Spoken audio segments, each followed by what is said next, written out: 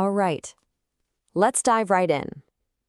In this explainer, we're going to deconstruct a really powerful argument from our source material that connects wealth, psychology, and the very mechanics of power. Our analysis starts with a number that is, well, it's just staggering. $61 billion. According to the sources, that is the annual buying power of Black New Yorkers alone. Now, to put that into perspective, that makes it the largest single Black market in the entire world. So, to really get a handle on the story behind that incredible number, we're going to follow the four-part structure that's laid out in the source material. We'll look at the problem, then the diagnosis, a key tool used, and finally, a proposed blueprint for power. Okay, first up, let's look at the problem as it's presented in the sources.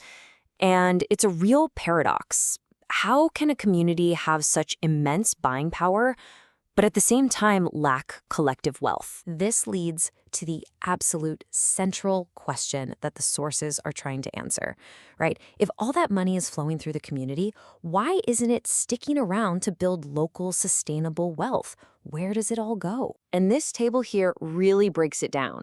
See, on one side, you have this huge amount of buying power coming into the community. But on the other side, you see this disproportionately low rate of local business ownership. The argument being made is that this gap basically creates a vacuum, allowing that wealth to be, and this is the term they use, suctioned off by businesses owned by external groups. They call this the wealth drain. Then the sources zoom out, suggesting this drain doesn't just happen at the neighborhood level, it happens at the state level too. They use the deal to bring a Mercedes-Benz factory to Alabama as a case study. As you can see, you've got public funds. We're talking over $300 million that essentially paid for the factory. The sources frame this as a massive transfer of public wealth for private gain, with the profits ultimately flowing out of the state. But here's the major pivot in the argument. According to the source material, this economic drain, it isn't the real problem. It's just a symptom. The diagnosis for what's really going on is not economic, but deeply psychological. And at the heart of this diagnosis is a concept the sources call falsified consciousness. So what is that? It's defined as a state of mind that is deliberately created in an oppressed group. It's presented as a psychological weapon, really, that conditions people to think and act in ways that actually benefit the dominant power structure, even when it's totally against their own best interests. Now, this quote from the text is a pretty stark example of how this process is said to work. The argument is, if you can symbolically link Blackness with all these negative concepts, then in order to be good or moral, the Negro must vanish from consciousness. It's this constant, relentless negative association that's presented as a key tool for creating that falsified consciousness. And the text argues that when a group starts to internalize all that negativity, the self-hatred that results becomes a powerful mechanism of control. It actually acts as the dominant group's greatest protection, because the oppressed group essentially begins to police itself. The analysis goes deeper, saying this self-hatred serves a very strategic purpose. It takes all the natural anger and frustration you'd feel and redirects it inward, towards yourself or your own community. This leads to the kinds of self-destructive behaviors you see on the left, which, at the end of the day, leave the external power structure completely untouched and unscathed. So how is this state of mind installed and then maintained, generation after generation? The sources point their finger at one specific and incredibly powerful tool: the mainstream education system. A central argument here is that the educational system is specifically designed to create what the sources call a jobs mentality, not an ownership mentality. Think about it.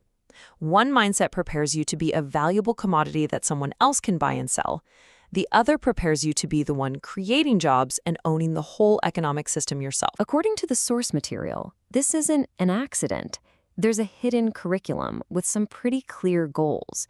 It's designed to create consumers, not producers, to train smart people to solve other people's problems, and ultimately to produce what the texts call intellectual mercenaries, who end up using their skills to maintain the very system of domination. Okay, so after diagnosing the problem and identifying the tools, the sources don't just leave it there. They lay out a comprehensive prescription, a strategy they frame as a blueprint for power and for liberation. The blueprint they lay out is a four-step sequence, and the order here is apparently critical. The argument is that it all has to start with a psychological shift to what's called nation consciousness. Only with that new mindset can a community then move to control its own internal markets. Then you can use that recaptured wealth to build your own independent institutions. And the final step? You use those institutions to redefine intelligence itself, away from serving others and towards solving your own community's problems. And to show this isn't just a theory, the sources actually run the numbers. So look at that bar on the left. That's the massive wealth drain we talked about. Now look to the right. The argument is that just by redirecting 10 cents of every dollar spent, a community could recapture tens of billions in annual revenue. This wouldn't just slow the drain, it would create a powerful, self-sustaining economic engine. And that brings us to the final, very provocative question that the source material leaves us with. It's a challenge, really, for all of us to examine the very source of our own consciousness and to ask the tough question, whose interests does it truly serve?